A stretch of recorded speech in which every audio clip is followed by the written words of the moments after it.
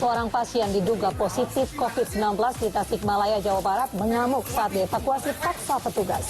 Nekat mudik, sebuah mobil travel gelap di Sidoarjo terjaring razia dan disangsi ditilang. Sempat sepi karena PSBB, pasar Tanah Abang kembali ramai. Halo, selamat malam pemirsa. Presiden Joko Widodo memerintahkan jajarannya agar segera merampungkan penyaluran bantuan terkait pandemi corona. Jokowi meminta agar prosedur penyaluran bantuan tersebut disederhanakan. Bersama saya, Mirva Suri, inilah iNews Malam selengkapnya untuk Anda. Pemirsa, hingga malam ini masih ditemukan pengendara yang melanggar larangan mudik. Tercatat lebih dari 350 kendaraan yang diputar balik. Pemeriksaan terus berjalan di pos penyekatan kilometer 31 Tol Cikarang Barat. Lebih dari 354 kendaraan melanggar larangan mudik. Angka itu meningkat dibandingkan hari sebelumnya di waktu yang sama. Kebanyakan dari mereka tidak membawa kelengkapan dokumen. Mereka pun diarahkan keluar tol dan putar balik. Sementara itu di gerbang tol Cikupa, Tangerang, Banten masih terjadi pelanggaran. Sebanyak 68 kendaraan diminta putar balik ke arah Jakarta. Pelanggaran tersebut terdiri dari 50 kendaraan pribadi dan 18 kendaraan umum. Dan pemirsa, untuk mengetahui perkembangan terkini di lokasi penyekatan pemudik, sudah ada rekan Disa Amora di Tol Cikarang Barat, Kabupaten Bekasi, Jawa Barat, dan Debbie Natasha di Tol Cikupa, Tangerang, Banten. Kita ke Disa terlebih dahulu. Ya, Disa, bagaimana arus lalu lintas di gerbang Cikarang Barat saat ini?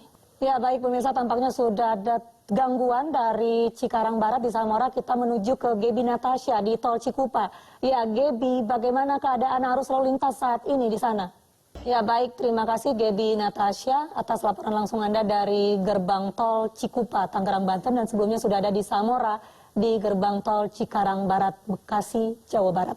Dan pemirsa, setelah sempat mengalami penurunan angka pelanggaran di salah satu jalur mudik Kalimalang, sejumlah pelanggaran kembali tercatat di titik tersebut. Pemudik yang mayoritas pengendara motor masih saja melakukan perjalanan meskipun sudah ada imbauan larangan dari pemerintah. Terminal Kampung Rambutan Jakarta sepi penumpang.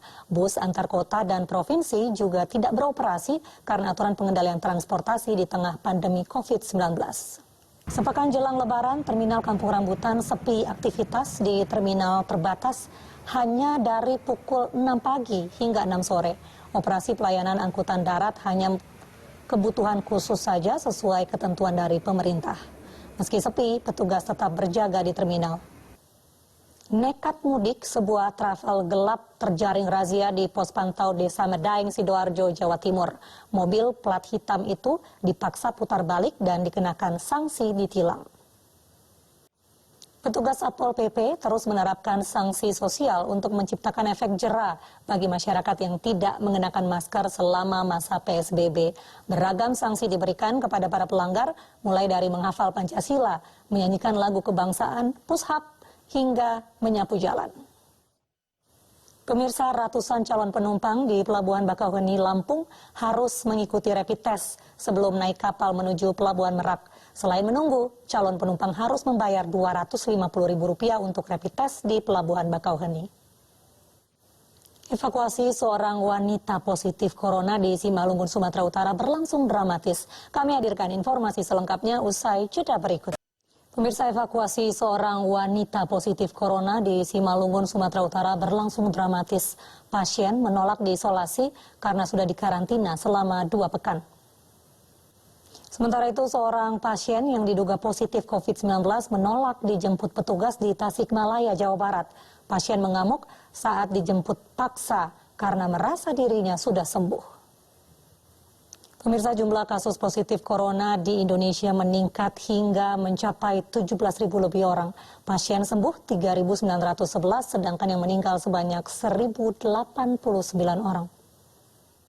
Pemerintah Kabupaten Bandung Barat mulai menyiapkan masjid menjadi tempat karantina untuk penderita COVID-19. Desain rumah sakit dibuat nyaman untuk membantu penyembuhan pasien. Rumah Sakit Umum Daerah Bengkulu menghentikan sebagian pelayanan kesehatan. Puluhan dokter dan perawat terpaksa isolasi mandiri setelah kontak dengan 2 perawat berstatus positif COVID-19. Gubernur DKI Jakarta Anies Baswedan menerbitkan peraturan gubernur tentang pembatasan kegiatan bepergian keluar atau masuk DKI Jakarta. Warga harus memiliki surat izin keluar masuk ibu kota jika ingin berkegiatan. Pemprov DKI melarang mudik lokal pada saat Idul Fitri nanti. Sementara pihak kepolisian menyatakan warga dapat melaksanakan mudik lokal atau silaturahmi bersama keluarga. Kita simak kembali pernyataan Wakil Direktur Lalu Lintas Polda Metro Jaya AKBP Hari Purnomo dalam program Special Report hari ini. Pemirsa, demi kebutuhan baju lebaran, warga berebut masuk pusat perbelanjaan di Situ Bondo. Kami hadirkan informasinya sesaat lagi. Pemirsa, pasar Tanah Abang yang sempat sepi karena pemberlakuan PSBB, Sabtu siang kembali ramai. Para pembeli nekat mengunjungi pasar Tanah Abang untuk belanja kebutuhan lebaran. Sementara itu, pemirsa, warga berdesakan masuk pusat perbelanjaan untuk membeli baju lebaran. Mereka tidak menjaga jarak fisik di tengah pandemi COVID-19 di Situ Bondo, Jawa Timur.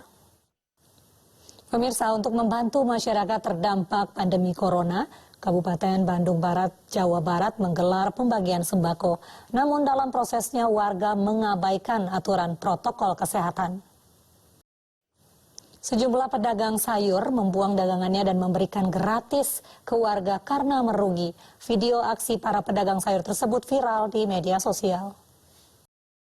Presiden Joko Widodo memerintahkan jajarannya untuk segera merampungkan penyaluran bantuan sosial kepada warga yang terdampak pandemi corona.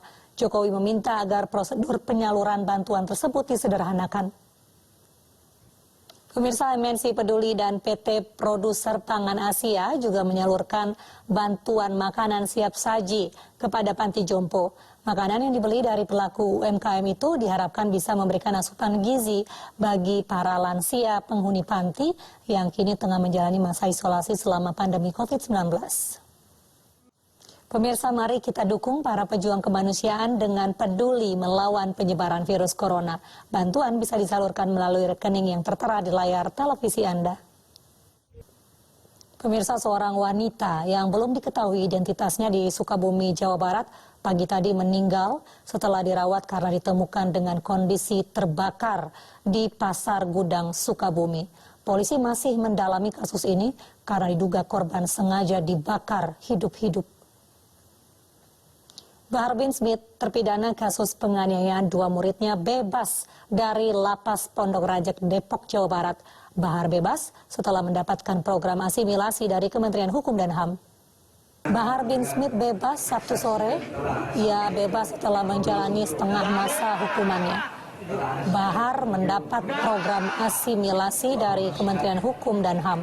Bahar bin Smith divonis 3 tahun penjara oleh Pengadilan Negeri Bandung pada 13 Juli 2019 setelah terbukti menganiaya 2 anak di bawah umur. Bila merujuk pada putusan pengadilan, Bahar baru bisa menghirup udara bebas Desember 2021. Kepolisian Medan Kota menembak seorang pelaku pencurian yang merupakan napi asimilasi. Pelaku tewas ditembak karena berusaha kabur setelah kembali berulah dengan kasus yang sama.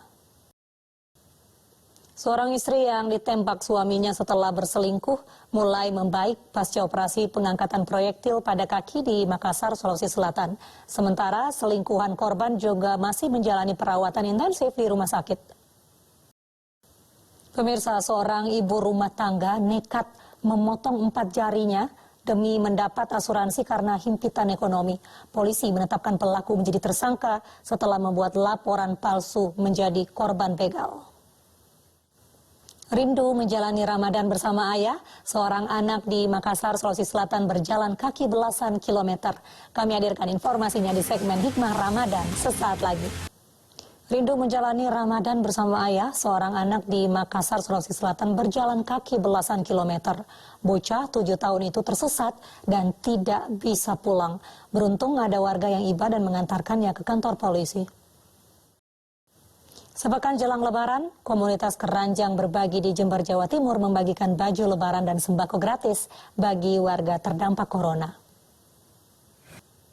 Pemirsa, Masjid Tua Wawangi menjadi saksi sejarah penyebaran Islam di Buton Selatan, Sulawesi Tenggara.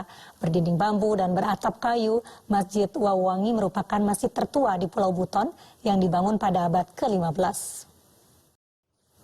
Ribuan makam digali di Santiago, Chile bagi korban virus corona. Kami hadirkan informasi selengkapnya usai jeda berikut.